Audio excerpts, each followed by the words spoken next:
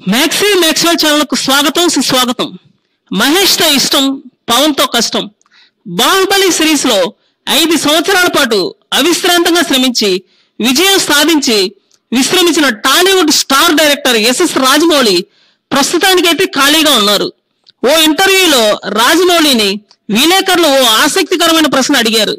మీరు next cinema Pawan తో చేస్తారా, మహేష్ తో చేస్తారా అని అడిగారు.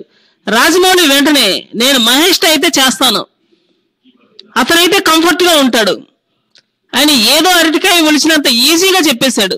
ఇందులో ఆశ్చర్యం అయితే ఏముంది, కరెక్టేగా. పవన్ కళ్యాణ్ అయితే రీసెంట్ గా త్రివిక్రమ్ షూటింగ్ కంప్లీట్ చేసుకునే పనిలో ఉన్నాడు. ఇక తరువాత 3 సంవత్సరాల పాటు సినిమాల్లో కనిపించే అవకాశం దాదాపుగా లేదు. ప్రజల కోసం జనసేన పార్టీ స్థాపించి ప్రజల కష్టాలే తన కష్టాలుగా వారి సమస్యలను తీర్చడానికి అనుక్షణం పోరాడుతున్న జనసేన అధినేత పవన్ కళ్యాణ్ జనసేన పార్టీ రాబోయే ఎన్నికల ప్రచారంలో తల మునకలై ఉంటాడు కాబట్టి ఆయనతో సినిమా చేయడం దాదాపుగా అసంభవం.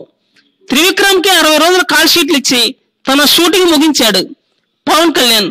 అలాంటిది రాజమౌళికి 1 సంవత్సరం పాటు కాల్ షీట్లు ఎలా ఇస్తాడు?